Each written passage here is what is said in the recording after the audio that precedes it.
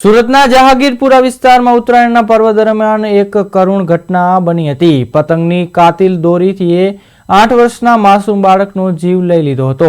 આનંદ villa સોસાયટીમાં cycle ચલાવતા સમયે આકાશમાંથી કપાઈને આવેલી દોરી અચાનક બાળકના ગળામાં ફસાઈ ગઈ હતી। દોરીના ઘર્ષણથી ગળું ગંભીર રીતે કપાઈ જતા બાળકને તાત્કાલિક હોસ્પિટલ ખસેડવામાં આવ્યો હતો, પરંતુ સારવાર મળે તે પહેલા જ બાળકનું કમકમાટી ભર્યું મોત નીપજ્યું હતું।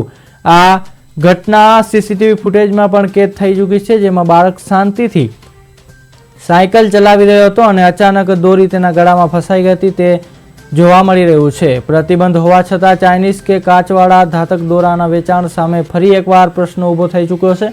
આ ઘટનાને પગલે સ્થાનિકોમાં ભારે રોષ અને શોકના મોજા ફરી વળ્યા રહ્યા છે।